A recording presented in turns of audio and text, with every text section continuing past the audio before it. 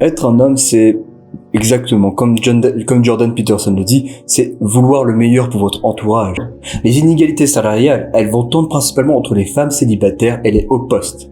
Donc, c'est bien beau derrière de réclamer l'égalité homme-femme, d'accord? Alors que cette égalité n'existe pas. D'ailleurs, beaucoup de femmes disent principalement qu'elles se maquillent pour elles, mais c'est complètement faux. Si c'était réellement le cas, pourquoi est-ce que vous vous maquillerez pas tout simplement chez vous? Pourquoi vous ne resterez pas maquillé chez vous? Curiosity. Why do they rouge their cheeks? Because Why they red? want to feel beautiful? Look, I mean, the ideas that I'm putting forward here with regards to makeup aren't contentious. This has been studied. We know perfectly well what sexual signaling does, why people wear makeup, why women wear makeup. When you say these kind of things, D'ailleurs, je vais faire rapidement une parenthèse par rapport au maquillage, mais les maquillages que vous utilisez, ça vous détruit aussi principalement la peau. D'accord? C'est le maquillage que vous allez utiliser, bon, ça dépend de quel type de marque, mais on va dire qu'une énorme minorité, il faut que vous fassiez attention à cela, je parle surtout pour les femmes, mais une énorme minorité vous détruit principalement la peau. D'accord? Il faudra que je vous montre quelques études par rapport à ça, je pense que j'en parlerai dans une future vidéo, mais je vous dirai que je vous sortirai les études, ça sera bien plus parlant en fait. Oh, then I might be responsible for what this guy at the office said to me because, I was wearing makeup. So then I'm the one to be blamed. That wasn't the point I was making. No, but do you understand that for a woman watching this and who is a victim of sexual harassment in the workplace, I don't care about that. You don't care about what she may feel after she hears you? No, I don't care. I really don't care particularly what people feel about facts. What are the rules exactly governing the behavior of men and women in the workplace? NBC, no hugging. Okay, that's a rule now. Okay, how about no sexual displays in the workplace? None. How about that for a rule? Now, I'm not saying that that's a rule that we should adopt, but I am saying that if we're going to have a culture-wide conversation about the difficulties of men and women working together, then we better bloody well make sure that we get the rules straight. Now, when the Maoists took over China, they had men and women wear the same uniform, no makeup, same haircuts. Why? To eliminate all of that. I didn't say that if a woman wears makeup, that's any excuse for a man to harass her. I just said that if she's wearing makeup, that's sexual signaling. And that is what it is. My vision of it is that, in a way, it puts the blame on women and it gives the guys a free pass. Well, you can interpret it that way if you want, but that isn't how I see it. And that's also not what I'm implying. And I think that it's appalling that women are treated badly in the workplace by like unsophisticated men who have no idea how to govern their impulses. Très vrai, très vrai. Malheureusement, c'est le problème de nos jours, c'est qu'il y a beaucoup d'hommes qui ne savent pas, on va dire, gérer leurs pulsions, qui sont victimes de misère sexuelle, qui n'ont pas réellement de gestion de leurs pulsions et qui vont tout simplement vont commettre principalement des viols, des agressions, enfin bref. In a video, you said that the problem with those angry women is that since at the end of the argument you cannot fight physically, you can't really deal with them. That's not what I said. I said that that's one of the things that keeps conversation between men civil. Women can't argue with angry women. Women are often bullied by angry women. What I meant was more, you said that, and I'm really like not trying to paraphrase you or, to put words into your... Le problème, c'est que c'est ce qu'il fait depuis le début. Le problème, ce qu'il fait, c'est que, bon, peut-être je suppose qu'il est actuellement dans ce mouvement féminisme et il oriente énormément les questions. Ce qui fait, depuis tout à l'heure, il prend les termes de Jordan Peterson et il les a modifiés complètement. Il les a complètement modifiés. Et c'est Jordan Peterson, heureusement qu'il nuance ses propos parce qu'il sait exactement ce qu'il est en train de dire. Mais ce que ce monsieur dit essaie d'orienter tout simplement la conversation. Certes, avec une personne lambda, ça aurait peut-être marché, mais pas avec Jordan Peterson qui sait exactement les propos qui nuancent. C'est ce pourquoi vous devez apprendre, principalement pour la majorité, à bien parler. Parce qu'on va prendre vos propos et on va mettre d'autres mots sur vos propos, malheureusement. Et c'est pour ça qu'il faut comprendre l'intérêt qu'est-ce que veut dire un mot. Quel est le mot que vous allez employer, qu'est-ce que cela veut dire? Parce que si vous employez un mot pour au final dire quelque chose d'autre, vous ne serez pas compris et au final vos propos seront modifiés. Mouse, You are trying that directly. No, it is things that you said that you cannot deal with those Yes, but don't tell me crazy that you're not sisters trying to because put they're words into my hysterical mouth and because all you've this. selected what you're going to ask, and you selected it very carefully with a tremendous amount of forethought. Well, And there's a purpose for that. What is the purpose precisely? I am quoting things that you said. Why? What is it that you're trying to establish? Oui, c'est extrêmement intéressant. Bon, là, je vais juste faire une petite aparté. Mais au final, il reprend tout simplement le pouvoir, entre guillemets, dans le débat. Enfin, normalement, ça devait être une interview, mais il reprend le pouvoir dans le débat. Et comment il le reprend? Tout simplement en posant des questions. Des questions concrètes. Because you said that. I thought we were talking about masculinity. We are. No, we're not. Yes, we are. How are we talking about masculinity? Because I'm asking you what you think of men and of women. Isn't No, that... basically what you've been trying to do, I would say, for the last 15 minutes is put me into a sequence of corners by accusing me of various forms of misbehavior. So why are we doing that? What's the point here? These are things that you said. My That's not job my as a question. journalist is to ask questions about what you represent and the ideas that you defend. Your isn't it? job is also to select the things that you might ask about in some manner that doesn't indicate a Exactement. substantive bias. You picked 3 things to talk to me about in the last 20 minutes that were very carefully selected. Like, why did you pick those things? Because this is my job.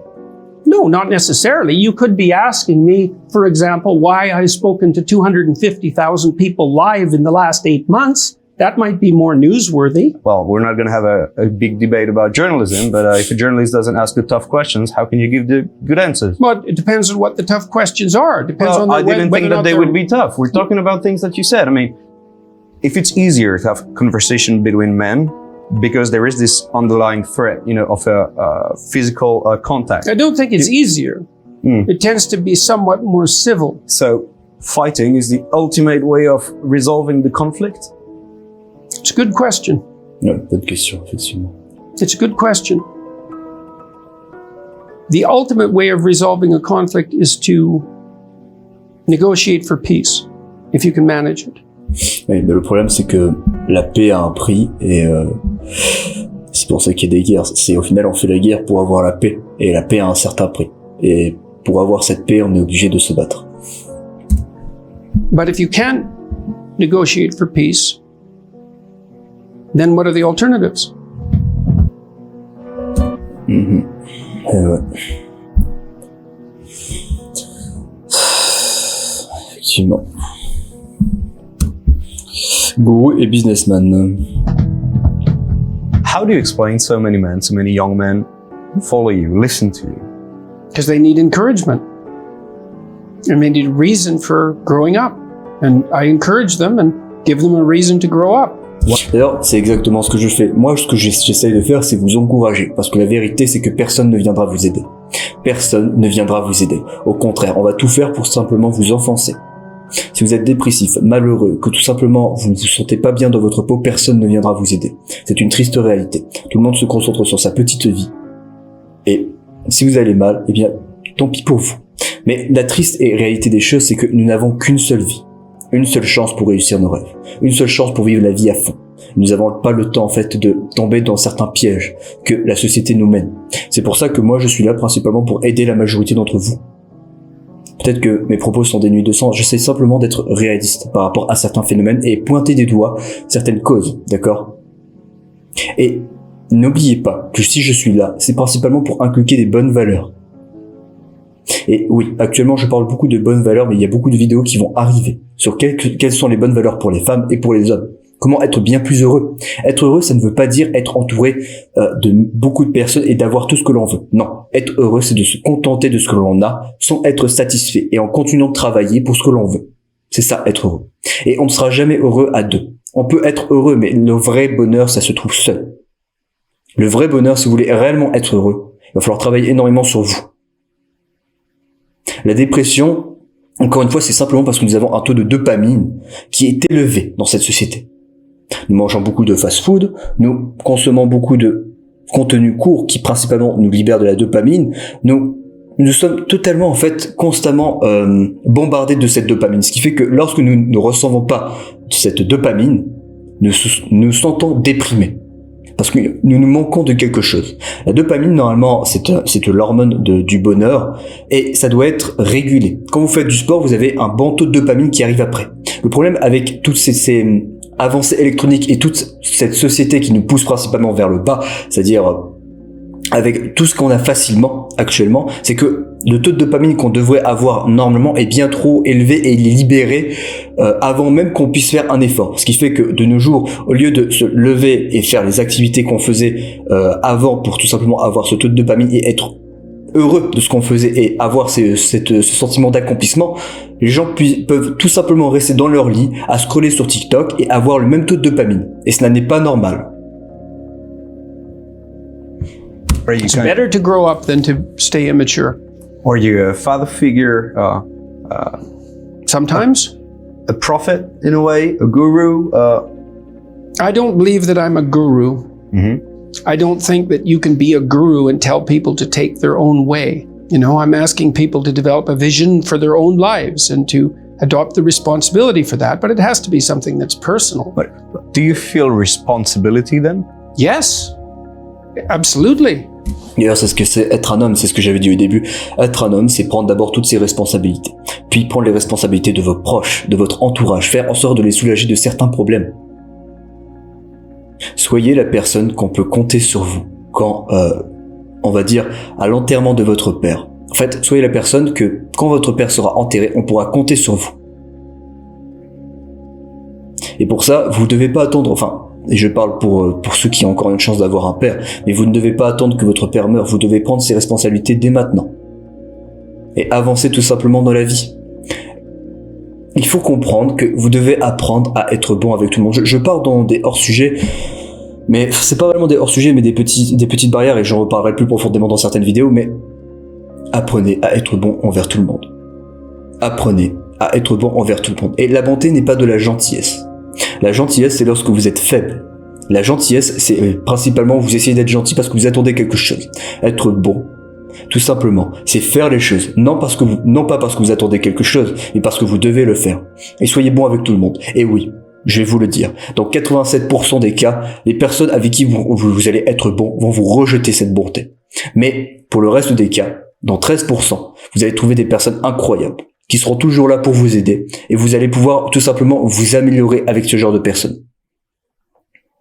Oui, je sais, vous avez peut-être déjà essayé d'être bon avec certaines personnes ou gentil et au final, ils vous ont blessé profondément. Mais un humain ne caractérise pas toute l'humanité. Nous sommes chacun différents. Vous êtes peut-être tombé sur une mauvaise personne et c'est totalement possible. Mais il faut continuer avec des bonnes valeurs. Continuez à regarder de l'avant, continuez à avancer. Et les personnes qui ont été mauvaises avec vous alors que vous avez donné de la bonté, vous les dégagez de votre vie.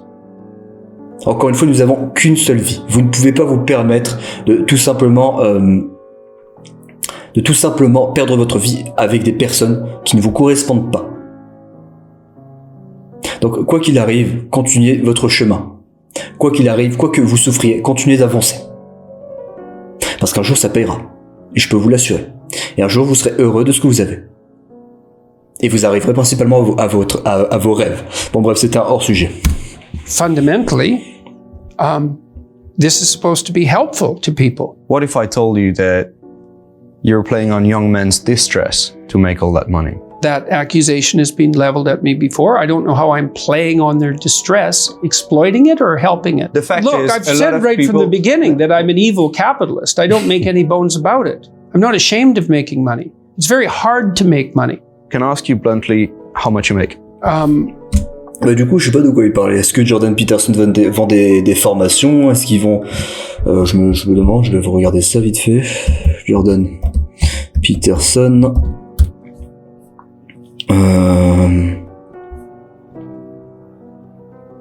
Auteur, média, commentaire. Est-ce qu'ils vendent des formations? Bon, je sais pas. De toute façon...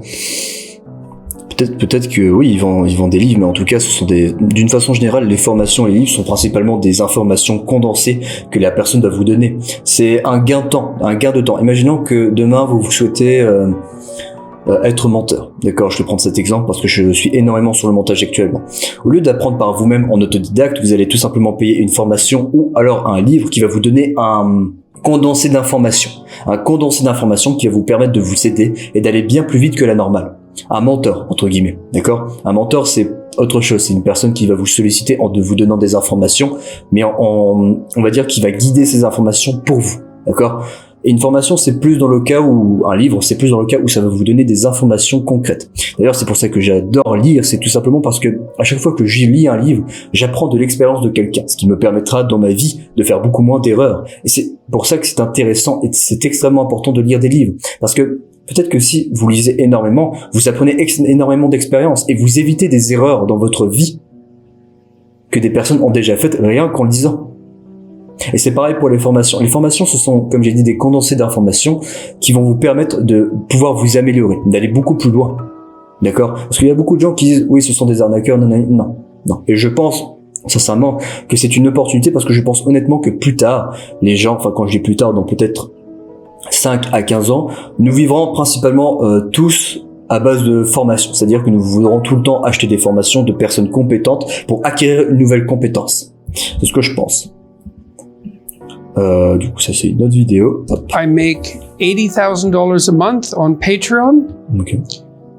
Du coup, Patreon. Ok. Et ils vendent des livres. Ok, bon, Patreon, c'est... Pourquoi utiliser Patreon? C'est parce que sur YouTube, il y a beaucoup de choses qui sont censurées. Malheureusement, faut pas oublier que YouTube, c'est un média aussi. Pas un média, mais une plateforme où on peut pas être libre de dire tout ce que l'on veut parce que nous avons des règles de communauté. Et Patreon, c'est beaucoup plus axé. Et en plus, les vidéos sont beaucoup plus...